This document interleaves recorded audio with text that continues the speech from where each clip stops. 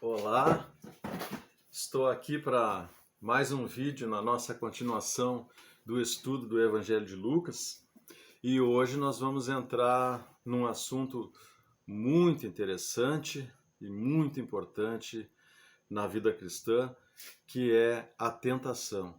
Como vencer as tentações? Nós vamos hoje estudar o texto de Lucas que trata da tentação de Jesus.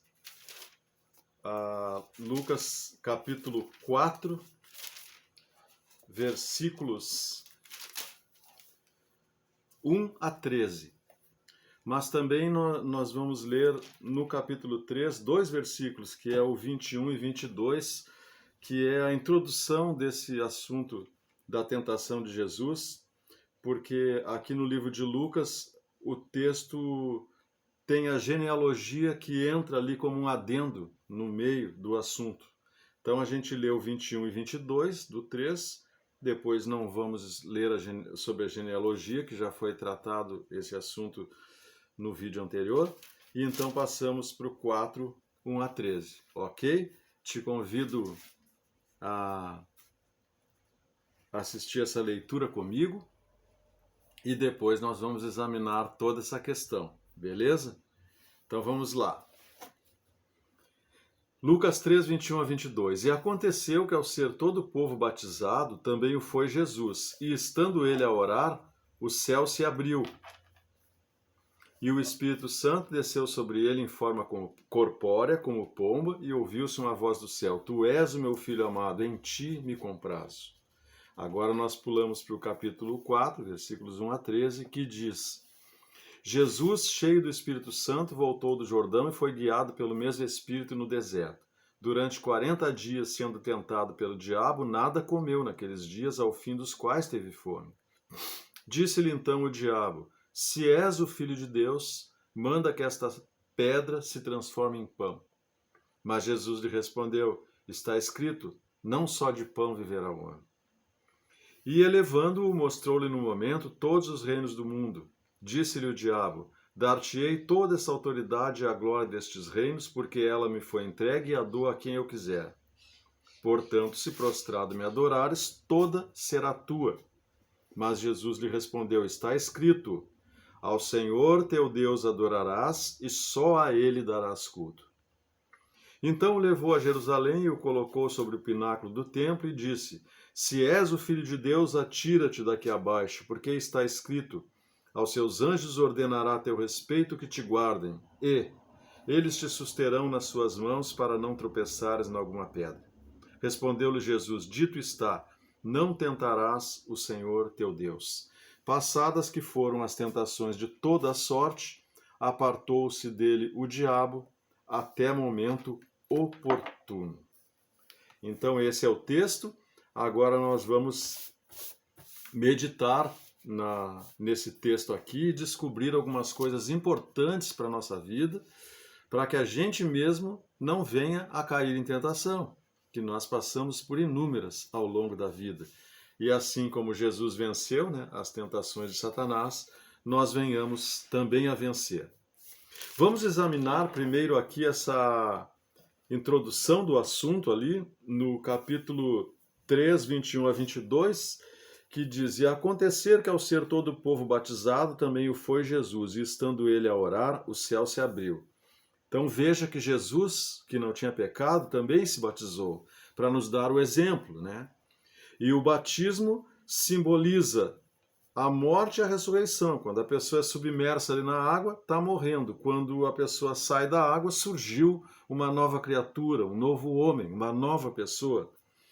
E o batismo também fala de arrependimento, porque para se batizar, se reconhecer como um pecador e entregar a sua vida para fazer a vontade de Deus, nós temos que nos arrepender dos inúmeros pecados que a gente sabe que tem, Na verdade, todos nós sabemos, talvez não com tantos detalhes, mesmo que haja muitos enganos hoje, que a mídia pregoa, que as instituições apregoam, de que a gente tem que fazer tudo que tem que vontade, não tem erro, não tem acerto, não tem o que é o bom, Mas mesmo assim, no fundo, a gente sabe o que é pecado e quando a gente faz coisas que não convêm. Então é necessário um arrependimento, né? E também o se batizar. Jesus fez isso. Quando ele fez isso, versículo 22, e o Espírito Santo desceu sobre ele em forma corpórea como pomba, e ouviu-se uma voz do céu: Tu és o meu filho amado, em ti me comprazo. Então Jesus cumprindo com toda a justiça, né? Sendo o Adão perfeito, né? Porque o Adão, o primeiro da raça humana, pecou e se afastou de Deus. Jesus é o segundo Adão. Ele fez a vontade de Deus e ele é o nosso exemplo, além de nosso ajudador. Então veja que depois do arrependimento e do batismo, o Senhor envia o Espírito Santo. Então, se alguém se arrepende e realmente não quer mais viver para si, mas quer viver para Deus, então Deus envia o seu Espírito e opera um novo nascimento na pessoa. Quando você vê pessoas com ideologias variadas, com mudanças, que chegam a conclusões e mudam de pensamento que anteriormente eles tinham, são convicções intelectuais, digamos assim. A pessoa pensou que, olha, a maneira que eu estou vivendo a minha vida não é o correto, eu vou mudar e tal. Isso pode ser em política, pode ser em religião. Agora, no cristianismo, é um novo nascimento. O Espírito Santo vem sobre a pessoa e a pessoa muda a sua vida, muda a direção da sua vida. Na outra semana, os teus amigos, os teus parentes vão notar que houve uma mudança extraordinária, que não estão tratando mais com a mesma pessoa. Isso é um novo nascimento. Isso só o Espírito Santo pode fazer. Aí ele nos capacita a agradar a Deus. Não que a gente não peque mais, a gente pode até vacilar, mas muda toda a nossa vida. E a gente não vive mais para si, vive para Deus. Isso é que é muito importante. E veja que o versículo 22 ainda diz, quando veio o Espírito Santo sobre Jesus, veio a voz de Deus do céu que disse: Tu és o meu filho amado, em ti me comprazo. Ou seja, tu és meu filho amado, em ti eu tenho alegria. Tu és meu filho amado, em ti eu me alegro. Essas atitudes me trazem alegria. Então pense comigo aqui. Quando você se arrepende, quando você se converte, quando o Espírito Santo vem para a tua vida, Deus está alegre contigo. Quando ocorre o contrário disso aqui, ele não está feliz. Ele se alegra quando nós entramos no plano dele. Você não quer aproveitar e já entrar no plano dele? Já eu entrego a minha vida, eu quero servir a esse Deus, porque tu vais fazer com que Deus se alegre com a tua vida. Quando tu te arrepende, quando tu morre para ti e vive para Deus, quando recebe o Espírito Santo. Então vamos passar agora para a tentação. Aquele que passa por esses passos que eu acabei de explicar brevemente, né, para a gente não estender muito, ele vai ser tentado, porque existe o inimigo das nossas almas, o anjo caído, Satanás. Então, até o fim, ele vai tentar te tirar desse propósito de mudança de vida ao qual tu passou a entrar. Então, veja que no capítulo 4, diz aqui: Jesus, cheio do Espírito Santo, voltou do Jordão e foi guiado pelo mesmo Espírito no deserto. Mateus, que fala sobre esse texto, explica com outras palavras e ele diz que o Espírito Santo levou Jesus para ser tentado. Então, não parece um contrassenso isso? Mas o Espírito Santo não quer que eu tenha boas atitudes e tal. Como é que ele me leva lá para ser tentado por Satanás? Todos precisamos ser provados. Adão, como eu mencionei a princípio, ele foi tentado e ele caiu, e ele cedeu. E por causa disso veio uma miséria para toda a raça humana. Todo agora que se achega a Deus, Deus vai provar. Nós temos que passar de novo no teste de Adão. Nós temos que demonstrar ali se a gente ama a Deus ou ama a si mesmo. Então todos nós vamos passar por provas e tentações. Então veja que o Espírito Santo levou Jesus, né, para ele passar pelas provas e tentações. Jesus venceu, diferentemente de Adão. Mas nós vamos ver aqui o que aconteceu. Não foi fácil. Às vezes a gente pode pensar que, mas ele era filho de Deus, para ele era fácil. Não, não foi nada fácil. Ele tinha duas naturezas, a divina e a humana. E na humana foi muito difícil. É um teste difícil, como exemplo para nós, né? Então ele foi guiado pelo mesmo Espírito no deserto, durante 40 dias sendo tentado pelo diabo, nada comeu naqueles dias, ao fim dos quais teve fome. Disse-lhe então o diabo: se és o Filho de Deus, manda que esta pedra se transforme em pão. Mas Jesus lhe respondeu: está escrito, não só de pão viverá o homem. Eu quero mostrar para você aqui o que Jesus, na verdade, passou com essa questão dos 40 dias e que ele não comia, porque às vezes a gente passa por alto aqui e não percebe essa questão, né? Esse livro aqui é muito bom, ó, Os 7 Estágios da Tentação. Veja que numa capa tem uma maçã comida, né? Simbolizando, a maçã simbolizando, né? Que a pessoa caiu na tentação, e depois do livro estudado, a maçã inteira não sendo comida, né? Simbolizando que se venceu a tentação. Muito bom esse livro da Editora Vida, se você puder, adquira, Os 7 Estágios da Tentação, de Richard Exley. Normalmente na Black Friday, né, a Editora Vida faz um baita descontão. Então, se você puder, aproveite, que é um excelente livro, eu recomendo. Aqui o Exley diz: não consigo imaginar 40 dias e noites sozinho nesse lugar, sem alimento ou água. Mas foi exatamente o que Jesus fez. Marcos diz: onde esteve 40 dias tentado por Satanás, vivia entre as feras. Interessante que ele diz aqui também que Jesus não teve encorajamento nenhum. Veja a dificuldade que foi para vencer essa tentação. Não houve nenhuma palavra profética de João Batista para dar testemunho de sua missão, nem multidões que o adoravam para encorajá-lo, e nenhuma voz audível do Pai para incentivá-lo, né? Sem nenhum consolo humano, sozinho com as feras, ele começou a guerra contra o inimigo de nossas almas. E depois dos 40 dias ele ficou exausto, né? Nunca esteve mais vulnerável, fisicamente desidratado. Havia jejuado por quase 7 semanas. A fome havia diminuído as funções de seu corpo, deixando-o fraco e sujeito à depressão. Seus processos mentais estavam prejudicados e ele estava propenso a sugestões, vulnerável à lavagem cerebral e ao controle da mente. A fome, a falta de sono, o isolamento haviam enfraquecido a sua vontade, tornando especialmente suscetível à manipulação psicológica. E sob tais condições, como qualquer prisioneiro de guerra pode testemunhar, homens respeitáveis sucumbiram, confessando ser espiões ou outras coisas que não fizeram, né? Tudo isso Jesus suportou voluntariamente para ser misericordioso e fiel, sumo sacerdote nas coisas que padeceu. Então veja, não foi nada fácil. Depois de 40 dias de jejum, passar por uma tentação dessa, louco de fome, e Satanás vem e diz assim: se tu é filho de Deus, manda que essa pedra se transforme em pão. E Jesus teve força suficiente para dizer: nem só de pão viverá o homem, mas de toda a palavra de Deus.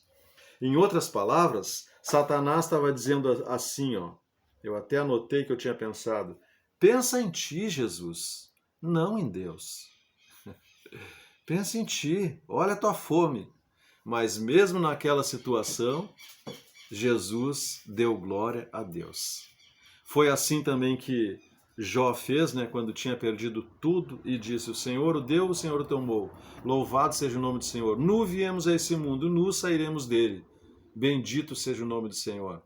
Você ama primeiro a si ou primeiro a Deus? Quem é que tem o primeiro lugar na tua vida? E eu pergunto isso enfaticamente porque às vezes o crente estaria disposto a dizer: não, claro que é Deus. Mas às vezes as atitudes é o contrário do que ele está dizendo. E o que vale para Deus são as atitudes. Então eu te pergunto novamente, na hora de escolher, tu escolhe servir e honrar a Deus em detrimento do bem para ti, ou tu escolhe o bem para ti e Deus fica em segundo plano? Cada um de nós tem que responder essa questão. Jesus mesmo na maior dificuldade, ele não negou o Senhor Deus, né? Então veja, é por aí. Bom, um outro detalhe aqui é que Jesus foi tentado, de certa forma eu já comentei, na hora mais difícil. Pois é. E aí tem uma característica aqui de Satanás para a gente reconhecer. Ele é um inimigo sujo. Ele vai te tentar na hora que tu tiver mais debilitado. Ele não vai esperar, eu vou esperar para tentar o Osni quando o Osni estiver bem, porque tem que ser uma luta justa. Para Satanás não tem luta justa. É na hora que tu tá na pior situação é que ele vem tentar te passar uma rasteira. Ainda há poucos dias eu conversava com uma pessoa que sofre com dependência química, e justamente o problema dele é quando tem briga no lar, quando tem problemas para resolver. É ali que a tentação vem de pegar a droga de novo, porque ele está abalado com aquilo ali. Então, Satanás, o horário, o lugar cômodo para ele atingir uma pessoa com a tentação é quando a pessoa está debilitada.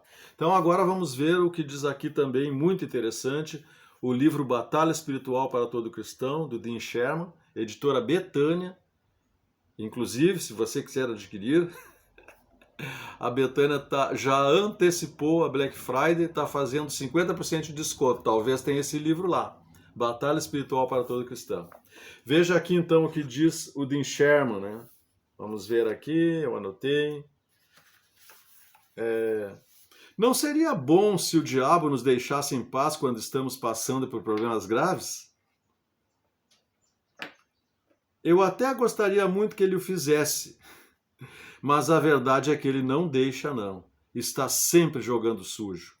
Sua melhor chance de nos derrotar é quando estamos caídos. Ele nos ataca com mais determinação nos momentos em que estamos mais fracos, o que é bem condizente com a natureza dele. Não esperemos nenhuma compaixão do nosso inimigo. Não subestimemos a malignidade de Satanás. Nem nos esqueçamos de que suas intenções para conosco são as piores possíveis. Ele diz aqui também, o diabo não possui o menor senso de justiça e misericórdia. Quando estamos caídos, ele nos pisa. É como um tubarão, ataca quando sente cheiro de sangue. Ele é cheio de ódio e tem prazer em atormentar-nos. Sempre que nos vemos a braços com um problema grave, quando perdemos o emprego, ou somos reprovados na escola, quando o marido ou esposa nos trai, ou um ente querido morre num acidente de carro, é aí que o diabo nos ataca com toda a sua força e ferocidade. O que você acha? Esse é o inimigo. E é nessas horas que nós precisamos estar firmados com Deus para resistir às tentações. Bom, o diabo não parou por aí, porque há uma outra característica, ele é insistente. Ele perdeu a primeira, né, que Jesus disse, nem só de pão viverá o homem, mas de toda a palavra da boca de Deus. Então, ele, conhecedor do que pode ser útil na tentação, tentando achar uma possível fraqueza na pessoa, ele vem de novo, ele insiste, ele não para. Veja aqui, ó. E elevando-o, mostrou-lhe no momento todos os reinos do mundo. Disse-lhe o diabo, dar-te-ei toda essa autoridade e a glória destes reinos, porque ela me foi entregue e a dou a quem eu quiser. Portanto, se prostrado me adorares, toda será tua. Mas Jesus respondeu, está escrito, ao Senhor teu Deus adorarás, e só a ele darás culto.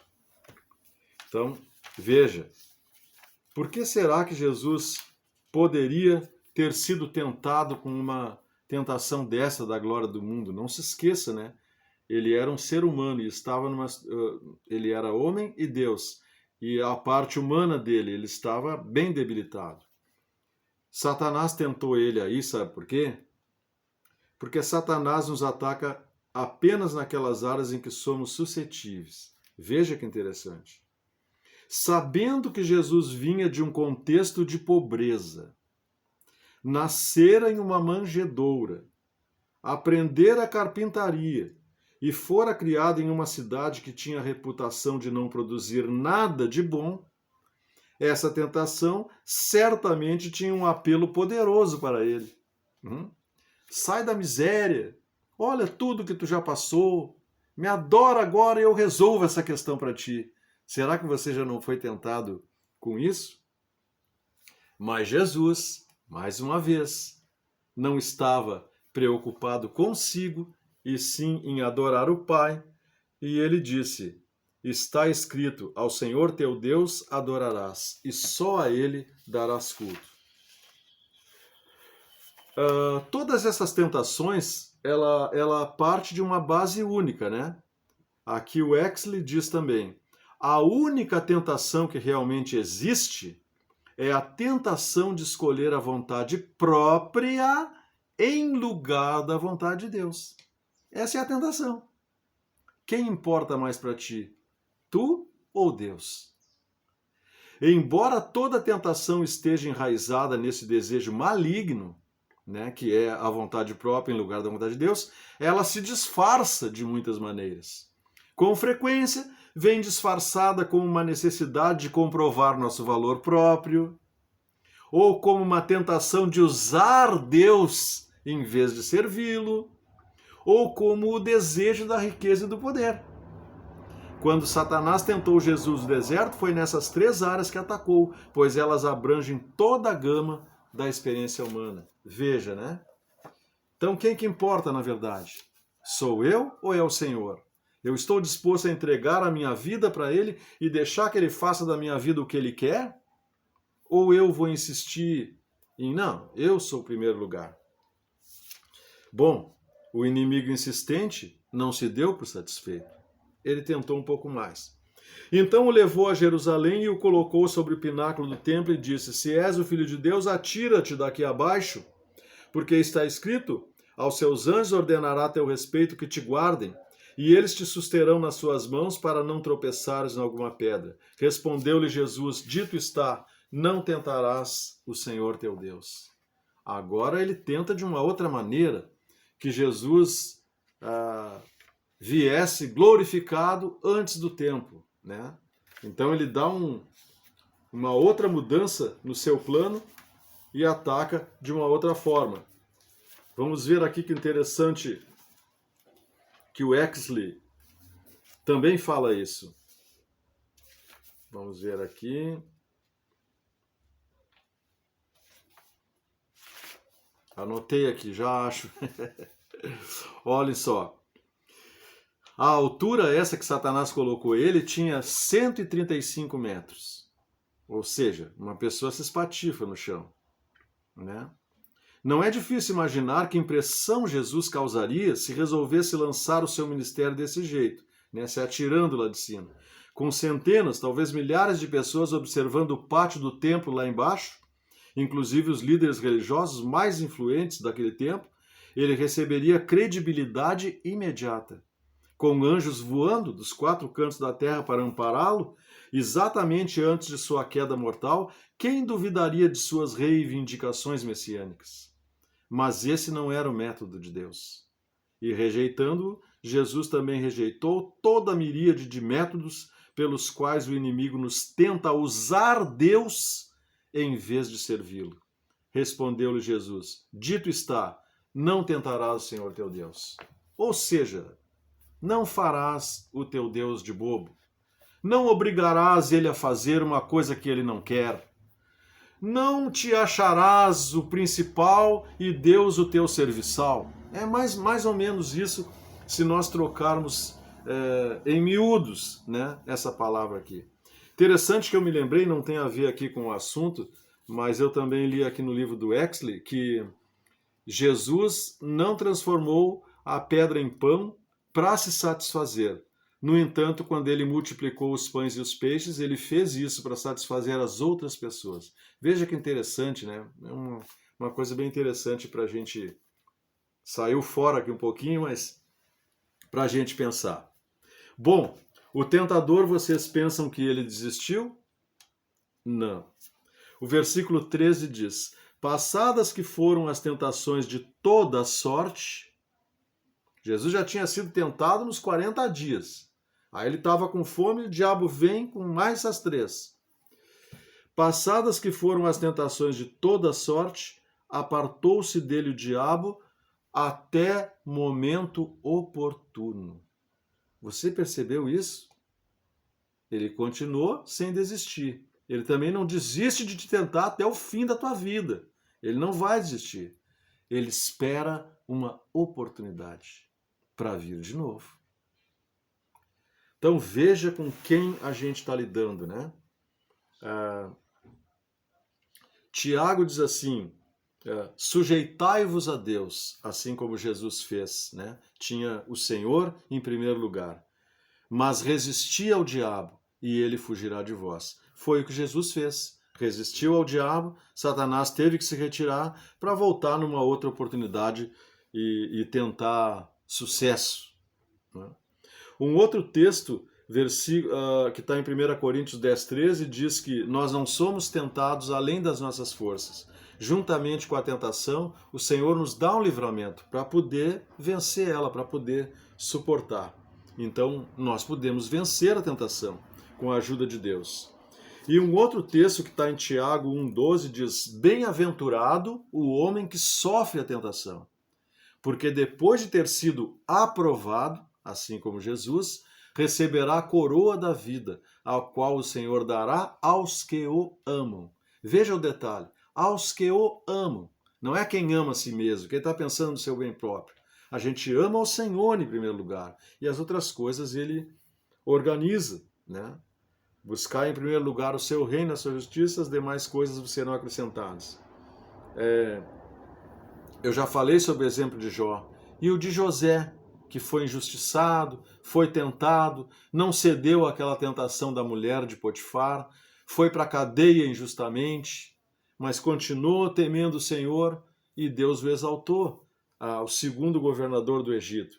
Se a gente olhar para a galeria da fé, né, os heróis da fé lá em Hebreus 11, que a palavra nos mostra, né, como exemplo de fé, hoje em dia, infelizmente, tem muitas pessoas, mesmo nas igrejas, que acham que estão ali para serem servidos por Deus. Não entendem o que é luta espiritual, não entendem o que é provação, o que é tentação, e não se privam de nada, né? Isso é lamentável, porque por toda a palavra, né, o cristão é um soldado preparado para enfrentar o que possa vir, né? Como você está? Você está vencendo a tentação ou tem sido vencido por ela? O objetivo do Senhor, assim como tem esse exemplo de Jesus aqui, é que você seja vitorioso. Eu não sou perfeito, vocês sabem disso, né? Mas já passei por várias tentações e venci, né? E espero continuar sempre vencendo, né? Já tive horas de muita tristeza, situações bem ruins mesmo, e poderia ter agido errado, mas graças ao Senhor não agi. Me mantive e procurei fazer o que era correto, né? Colocando o Senhor em primeiro lugar, e claro que eu desejo fazer assim até o final da minha vida. Então, se você está passando por tentações, não sucumba a elas. Vence. Não fica pensando, perdi isso, perdi aquilo, agora eu vou fazer do meu jeito. Não. Agradeça a Deus em qualquer situação, deixa Ele no controle e Ele arruma a situação. Mostra para o Senhor que o primeiro lugar para ti é Ele e não tu. Amém? Então que essa lição possa ter sido útil e que você lute e vença. Não te esquece de, caso tenha sido útil para ti o vídeo, te inscreve ali no canal, ativa o sininho para ser avisado quando eu coloco novos vídeos aqui e compartilha com os teus amigos, parentes, irmãos na fé, para a gente alcançar mais pessoas. Tá ok? Então tá.